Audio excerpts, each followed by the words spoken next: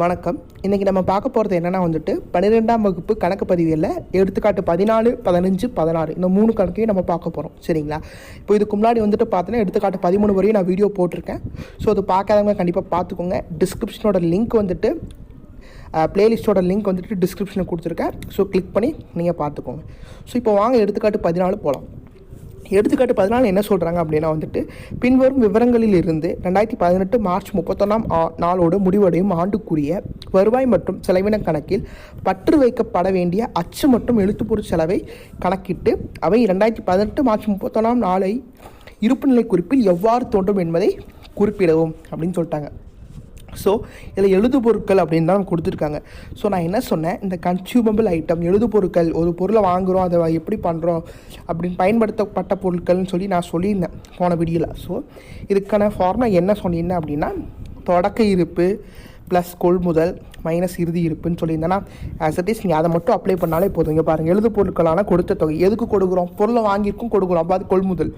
தென் எழுதுபொருள் இருப்புங்கிறது April 1 தொடக்க இருப்பு, எழுதுபொருள் இருப்பு மார்ச் 31 நமக்கு இறுதி இருப்பு. ஸோ அப்போது தொடக்க இருப்பு 300 ப்ளஸ் கொள்முதல் 1500 மைனஸ் இறுதி இருப்பு 200. ஸோ 1600 நம்ம ஆன்சராக போட்டலாம். அதுக்கப்புறம் சொத்து பக்கத்தில் என்ன பண்ணணும், எழுதுபொருளோட இறுதி இருப்பு மட்டும் நம்ம எடுத்து எழுதணும். சரிங்களா? பயன்படுத்தியது எந்த பொருள் பயன்படுத்தியதுனாலும் இங்கே தொடக்க இருப்பு ப்ளஸ் கொள்முதல் மைனஸ் இறுதி இருப்புன்னு போட்டுடணும்.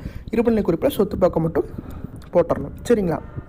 அடுத்து எடுத்துக்காட்டு 15 பின்வரும் விவரங்களில் ஒரு சங்கத்தின் 2017-18ஆம் ஆண்டுக்குரிய இறுதி கணக்கில் எவ்வாறு தோன்றும். இது என்னென்னா ஒரு சங்கத்தில் இறுதி கணக்கில் எவ்வாறு தோன்றும் அப்படின்னு சொல்லிட்டாங்க. இது என்னென்னா நிதி. சரிங்களா? பரிசு நிதி. இது நிதி கான்செப்ட் ரொம்பவே முக்கியமான கான்செப்ட். ஸோ நிதி கான்செப்ட் எங்கே போடணும் நமக்கு முன்னாடி தெளிவாக கொடுத்துருக்காங்க.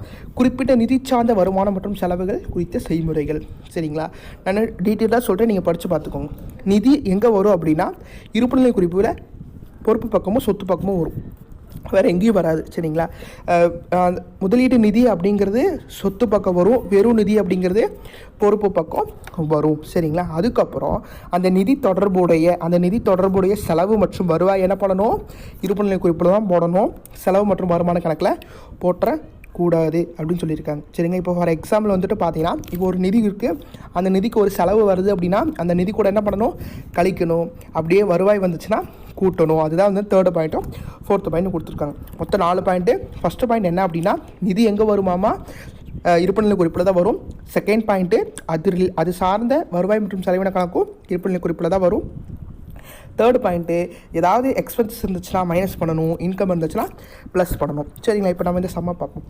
1/4/2017 அன்று பரிசு நிதி 60,000, பரிசு நிதிக்கான முதலீடு 60,000, பரிசு நிதி முதலீடு மீதான வட்டி பெற்றது 6,000, பரிசு வாங்கியது 8,000, நன்கொடை பெற்றது 12,000. இதில் பார்த்தீங்கன்னா ஃபஸ்ட்டு பரிசு நிதி அப்படிங்கிறது நமக்கு பொறுப்பு பக்கம் வந்துடும், அதோடைய முதலீடு சொத்து பக்கம் வந்துடும். பரிசு நிதி முதலீடு மீதான வட்டி, நான் முதலீடு பண்ணியிருக்கேன், எனக்கு வட்டி வருது அப்படிங்கிறது எனக்கு வருவாய். ஸோ நான் என்ன பண்ணுறேன், நிதி கூட கூட்டிக்கிறேன். முதலீடு கூட கூட்டக்கூடாது, நிதி கூட கூட்டணும். சரிங்களா? அடுத்து பரிசுகள் வழங்கியதுன்னா அந்த பரிசு நிதியிலேருந்து நான் பரிசு கொடுத்துருக்கேன், ஸோ கழிக்கணும். தென் நன்கொடை பெற்றது, நன்கொடை எனக்கு வந்திருக்கு, ஸோ அதை என்ன பண்ணிக்கிறேன், நான் கூட்டிக்கிறேன். ஸோ இப்போ பரிசு நிதி 60,000, அதில் கூட்டுகளை பரிசு நிதிக்கான முதலீடும் பரிசு நிதிக்கான நன்கொடையும் ரெண்டையும் கூட்டி பரிசுகள் வழங்கியது கூட கழிச்சா நிதி நம்ம எப்படி கணக்கிடணும் அப்படின்னு தெரிஞ்சிடும். நிதி கம்பல்சரி எங்கே தான் வரும், இருப்புநிலை குறிப்பு மட்டும்தான் வரும், மறந்துடாதீங்க. சரிங்களா?